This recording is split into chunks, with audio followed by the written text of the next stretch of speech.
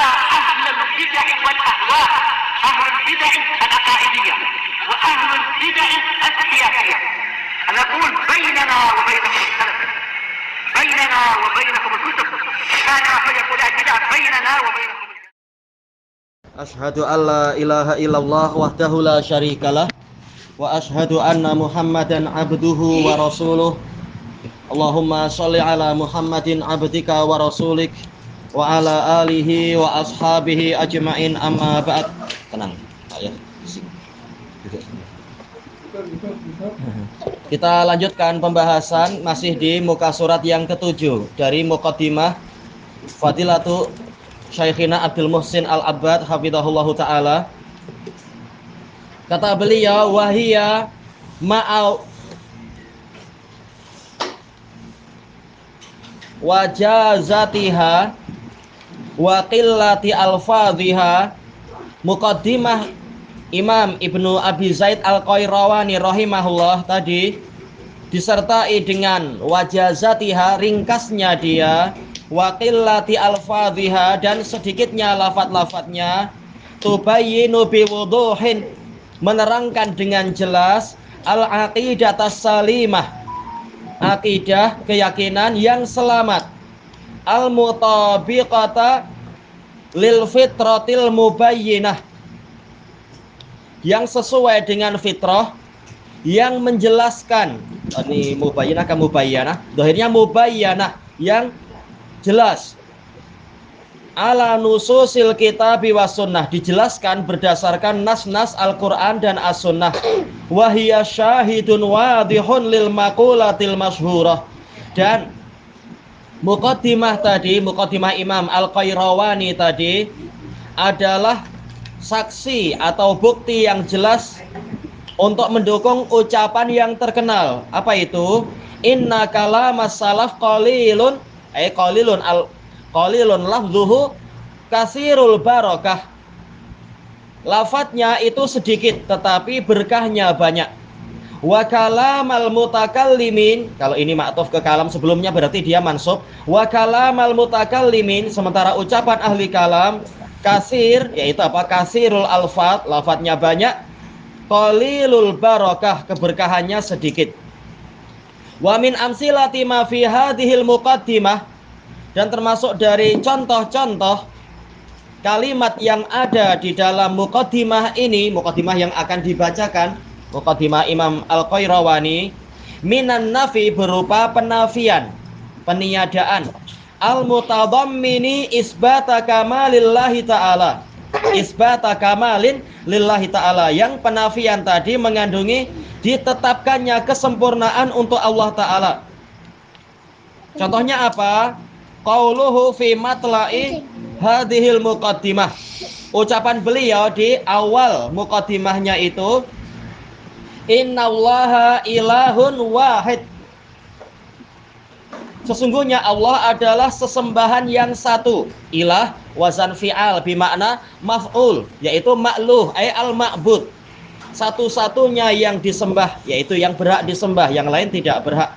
La ilaha ghairuh, tiada sesembahan yang benar kecuali dia. Baik, wajib ada tambahan apa? La ilaha haqqun ghairuh, haqqun sebagai khobar dari la.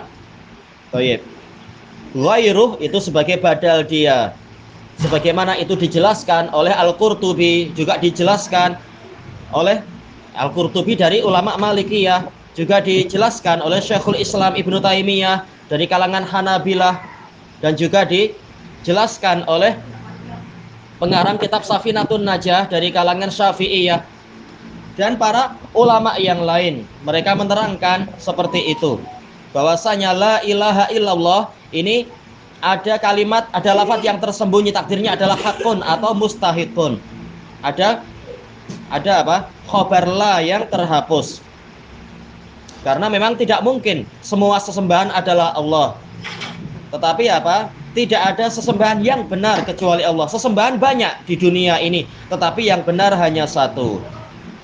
Wala syabihalah, tidak ada yang mirip dengan dia. Wala nadhiralah, tiada yang semisal dengan dia, setara dengan dia. Wala waladalah, tidak ada anak untuk dia. Baik. Wala walidalah, tidak ada orang tua untuk dia, tidak ada ayah. Wala sahibatalah, tidak ada istri untuk dia. Wala syarikalah, tiada sekutu untuk dia. Jadi betul-betul dia adalah ahad. Sebagaimana di dalam ayat tauhid, ayatul ikhlas, yaitu apa? Qul huwallahu ahad. Dan seterusnya.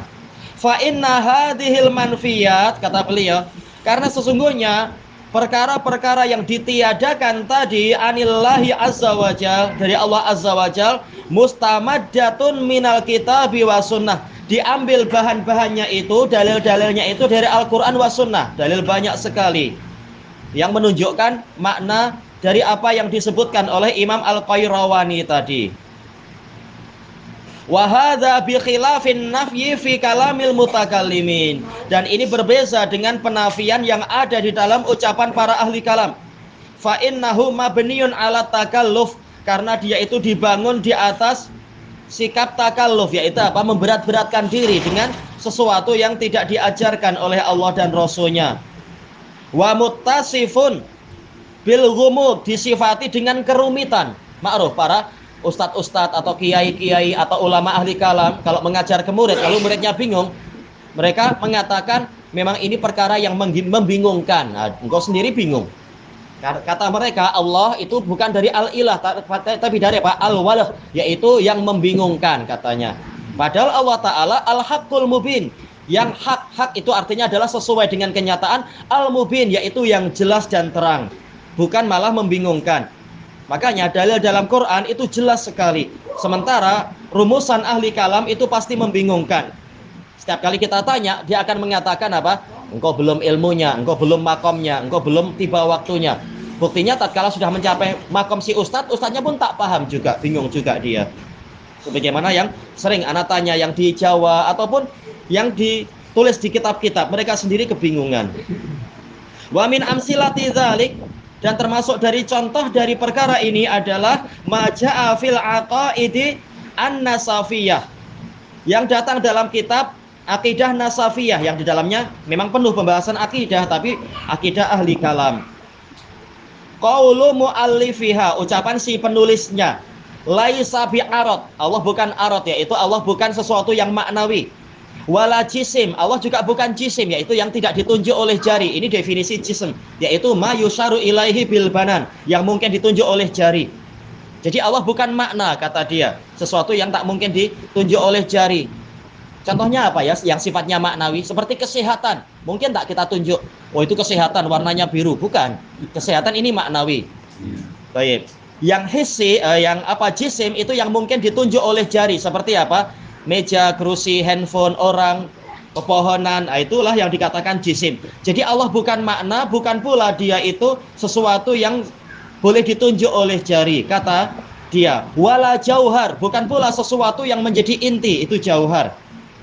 Wala musawwar, tidak tergambarkan. Ya, makhluk memang tak mungkin menggambarkan tentang Allah Ta'ala. Wala mahdud, tidak dibatasi, menurut salah satu makna dari had. Wala ma'dud, dan tidak berbilang, jelas Allah hanya satu. Wala mutaba'id, dan Allah tidak terbagi-bagi. Ketika ditanya apa maksud Allah tidak terbagi-bagi, yaitu Allah tidak punya sifat. Ini menyesatkan orang. Sementara Allah sudah mengatakan dia punya mata, punya penglihatan, pendengaran, dia punya tangan, punya kaki, walaupun tidak seperti apa yang ada pada makhluk. Wala mutajazza, itu akhirnya itu ya. Tapi dengan apa? Dengan dialek yang lain, hamzahnya hilang. Wala mutajaz, yaitu mutajazza, tidak, ini sama, tidak terbagi-bagi menjadi juz-juz. Wala murakkab, tidak tersusun, kata dia. Wala muntahin, tidak ada batasan akhirnya. Baik. Sebagiannya benar, sebagiannya keliru, sebagian memberat-beratkan diri. Sementara ajaran Allah dan Rasulnya itu ringan saja, simpel saja, sederhana. Tidak sampai sesusah ini.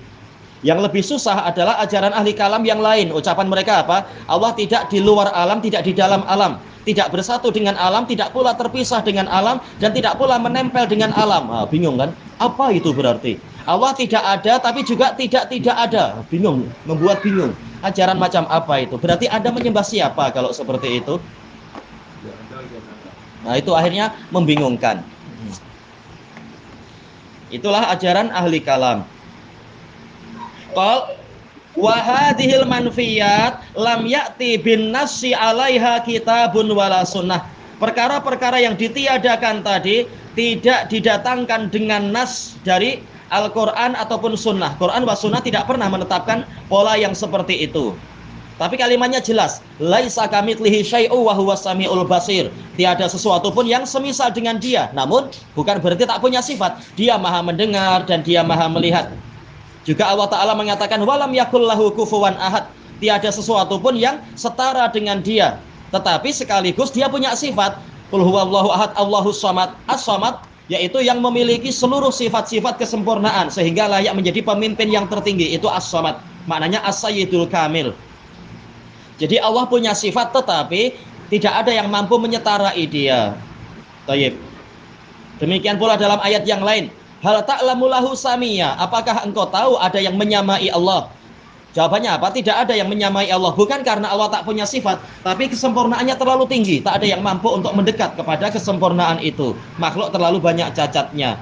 Dan Allah Ta'ala mengatakan fala tadribu lillahil amsal. Maka jangan kalian membuat permisalan-permisalan untuk Allah. Innallaha ya'lamu wa antum la ta'lamun. Karena sesungguhnya Allah lah yang tahu, engkau tidak tahu. Diri sendiri saja belum selesai kita eksplor. Demikian pula makhluk di daratan dan di lautan belum selesai kita teliti. Bagaimana kita berani bicara tentang zatnya Allah begini dan begitu. Ini perkara gaib. Kita wajib menerima berita dari Allah dan Rasulnya, bukan membuat rumusan sendiri. Tayyibal wal wajib as-sukutu wal imsaku amma lam yadulla alaihi dalil. Maka dan yang wajib adalah kita diam dan menahan diri dari apa yang tidak ditunjukkan oleh dalil minal wahyi, dalil dari wahyu. Iya, karena ini perkara gaib, ra'yu tidak akan sampai ke situ. Karena apa? Akal memang terbatasi sebagaimana yang diriwayatkan oleh Imam Ibnu Abi Hatim Ar-Razi di dalam kitab beliau, yaitu apa? Adabus Syafi'i. Dengan sanad yang sahih, beliau menukilkan ucapan Imam Asy-Syafi'i bahwasanya pandangan mata manusia itu terbatas. Akal manusia itu terbatas sebagaimana pandangan mata dia juga terbatas. Maka jangan menjadi hakim terhadap Allah, tetapi terima berita yang Allah Ta'ala datangkan. Wa'tiqadu annallaha muttasifun bikulli kamal. Dan wajib meyakini bahwasanya Allah memiliki semua sifat kesempurnaan. Bahkan ini diakui oleh para ahli kalam terdahulu, generasi terdahulu. Mereka mengatakan kaidah apa? Mu'til kamal aula bih. Pemberi kesempurnaan lebih berhak memilikinya. Manusia siapa yang mencipta? Allah. Sifat-sifat manusia siapa yang memberi? Yaitu Allah. Di antara sifat kebaikan manusia apa? Kedermawanan. Demikian pula apa? Kepandaian, ilmu, demikian pula misalkan apa? Keindahan. Apakah yang memberi itu tidak punya? Jelas dia lebih berhak untuk memiliki itu. Dia maha indah, maha sempurna, maha melihat, maha mendengar, maha berilmu, maha dermawan dan seterusnya, maha kaya dan sebagainya. Maka kaidah ahli kalam terdahulu sendiri kalau dilaksanakan sebagaimana mestinya, itu menunjukkan bahwasanya Allah memiliki seluruh sifat kesempurnaan. Dan sifat tadi tidak sama dengan makhluk, tapi lebih baik. Munazzahun an kulli naqas, tersucikan dari setiap kekurangan. Makanya Allah Ta'ala telah mengatakan, apa itu? Lam yalid, tidak beranak. Apa di antara hikmah manusia itu punya anak? Yaitu karena dia akan segera mati. Dia perlu penerus keturunan, perlu pembawa bendera klan dia, dan seterusnya. Sementara Allah tidak pernah mati, maka Allah memang tidak perlu punya anak. Dan juga walam yulad, tidak dilahirkan. Apa hikmahnya manusia itu dilahirkan? Karena manusia memang apa? Tercipta dalam keadaan lemah, perlu ada yang mengurusi, perlu ada yang merawat, memelihara, melindungi. Sementara Allah tersucikan dari itu semua. Dan seterusnya, banyak hikmah di balik itu. Makanya seluruh sifat kekurangan itu tidak ada pada Allah. Berarti apa? Kebalikannya. Allah Ta'ala maha sempurna. Wa mislu hadhihi sulub, perkara-perkara yang sulub artinya adalah manfiat, perkara-perkara yang ditiadakan tadi, atau peniadaan tadi la yafhamuhal awam, itu tidak dipahami oleh orang awam. Yang dikatakan tadi bukan arad, bukan jisim, bukan jauhar dan seterusnya. Ini orang awam tak paham. Lalu untuk apa? Makanya dahulu kala Al-Imam Muhammad bin Muhammad Al-Ghazali, yang ma'ruf itu Abu Hamid Al-Ghazali, beliau ahli kalam. Tapi setelah beliau lama belajar mempelajari ilmu kalam, tahulah beliau bahwasanya ilmu ini memang akan menyesatkan. Makanya beliau di akhir hayatnya mengarang kitab apa itu? Iljamul Awam an Ta'allumi Ilmil Kalam. Melarang orang awam dari belajar ilmu kalam karena akan menyesatkan, akan membingungkan. Thayyib. Orang awam tak paham. Lalu bagaimana cara mereka mengenal Allah kalau akidah malah sesusah itu dan sesulit itu? Sementara agama ini ma ja'alallahu alaikum fid-dini min haraj. Allah tidak menginginkan, Allah tidak menjadikan di dalam agama kalian itu kesusahan sedikit pun. Yuridullahu bikumul yusra wa la yuridu bikumul usra. Allah menginginkan kemudahan untuk kalian, bukan menginginkan kesulitan. Baik, maka bagaimana mengenal Allah pun sesusah itu? Ini tidak benar. Maka yang benar adalah apa yang Allah Ta'ala sebutkan dalam Quran wa Sunnah. Ajarannya sangat mudah dan sederhana. Wala tutabiqul fitrah, dan tidak sesuai dengan fitrah. Fitrah manusia kalau dalam kesulitan, kalau dalam kesempitan, tahu-tahu apa jiwanya itu mau tidak mau akan melihat ke atas karena fitrahnya meyakini Allah Ta'ala ada di atas sana. Baik. Sebagaimana yang disebutkan di dalam kisah nyata itu, Abdul Ma'ali Al-Juwaini rahimahullah, sebelum beliau bertobat dari ilmu kalam, beliau sering mendakwahkan Allah Ta'ala di mana-mana. Pernah suatu ketika beliau mengatakan, jangan katakan Allah di arsy, jangan katakan ini dan itu, tetapi Allah Ta'ala itu di mana-mana. Atau dikatakan Allah Ta'ala tidak punya tempat. Maka salah seorang ulama dari Hamdan Yaman mengatakan, wahai Habib, tinggalkan kami dari ucapan-ucapan yang filsafat seperti ini. Tapi tolong terangkan tentang daruriyat yang didapatkan oleh orang arif, orang yang kenal Allah. Tatkala dia mengalami kesulitan, langsung jiwanya itu tatkala mengatakan ya Allah, pasti langsung apa? Jiwanya itu mengarah ke atas, bukan ke kanan, ke kiri, ke belakang, ke bawah, ke depan, tapi pasti ke atas. Bagaimana menerangkan ini? Maka beliau langsung memukul kepalanya sendiri mengatakan hayyaranil hamdani. Hamdani membingungkan saya. Setelah itu beliau menangis. Karena apa? Memang ajaran ilmu kalam menyelisihi fitrah. Fitrah manusia yakin Allah Ta'ala di atas. Selesai. Nah, untuk itulah Nabi naik ke atas. Untuk apa? Menerima perintah sholat 5 waktu. Beliau naik sampai ke atas langit ke-7 sana. Baik. Inilah yang sesuai fitrah. Adapun ajaran ahli kalam tidak sesuai dengan fitrah, allatihum alaiha, yang mana mereka orang awam ada di atasnya. Wahya min takallufil mutakallimin, dan penafian-penafian tadi itu termasuk pembebanan diri yang dibuat oleh para ahli kalam. Wa fiha ghumudun wa talbis, di dalamnya ada kerumitan dan ada talbis, yaitu membuat kerancuan. Al-labes, labes artinya adalah apa? Kerancuan antara al-haq dan batil, antara huda wal dhalal. Baik. Antara an-nafa' wad dhar, manfaat dan madarat, itu namanya talbis, membuat kerancuan. Kita tambah sedikit lagi ya. Yatadihu dzalika bil isyarati ila wahidin minha. Perkara ini akan jelas dengan kita mengisyaratkan, menunjuk kepada satu perkara dari takaluf-takalufnya mereka tadi. Wa huwa nafyul jisim, yaitu meniadakan jisim, bahwasanya Allah bukan jisim. Fa innahu yahtamilu ayyurada bih, karena ada kemungkinan yang dimaksudkan dengan penafian tadi adalah zatun musyabihatun lil makhluqat, suatu zat yang menyerupai makhluk. Nah, kalau yang diinginkan itu memang tak boleh. Kita tak boleh menunjuk oh Allah di situ, Allah di sana, dan meyakini Allah adalah zat yang makhluk, yang seperti makhluk, yaitu apa? Semacam suatu zat yang duduk di atas kursi. Padahal Allah tidak seperti itu. Tayyib. Wa ala hadzal ihtimal, dan berdasarkan kemungkinan yang ini, yuradul lafadz, maka yuradul lafdzu wal makna jami'an. Lafadz dan makna semuanya wajib ditolak karena memang Allah tidak menginginkan itu. Rasul juga tidak mengajarkan yang seperti itu. Jadi kalau yang dimaksudkan dengan jisim adalah kembalinya pada suatu zat yang menyerupai zatnya makhluk, maka ini wajib ditolak. Li'anna Allaha laisa kamitslihi syai', karena Allah tiada sesuatu pun yang semisal dengan Dia. Wa huwas samiul basir, dan dia maha mendengar lagi maha melihat. Baik, maka sebagaimana pendengaran dia tidak seperti pendengaran makhluk, penglihatan dia tidak seperti penglihatan makhluk, mestinya juga apa? Zat dia tidak seperti zatnya makhluk. Demikian pula sebaliknya, tatkala, dan ini adalah keyakinan para ahli kalam sendiri. Apakah Allah punya zat? Banyak ahli kalam mengakui Allah punya zat. Apakah zat Allah sama dengan zatnya makhluk? Mereka akan mengatakan tak sama. Zat Allah tidak sama dengan zatnya makhluk, makanya dikatakan laisa kamitslihi syai'. Thayyib. Tatkala zat Allah memang tidak sama dengan zatnya makhluk, mestinya sifat Allah juga tidak sama dengan sifatnya makhluk. Dan ini diakui dan ditetapkan oleh para a'imah Syafi'iyah sendiri. Seperti apa? Al-Khatib Al-Baghdadi rahimahullahu ta'ala. Beliau mengatakan al-kalamu fi as-sifat kal-kalamu fi dzat yahdhu hadwaha. Pembicaraan tentang sifat itu seperti pembicaraan tentang zat, berjalan seperti perjalanan itu. Sebagaimana zatnya Allah tidak sama dengan zatnya makhluk, sifat Allah juga tidak sama dengan sifat makhluk. Selesai. Ini ajaran yang sederhana. Sederhana dan sangat jelas. Thayyib.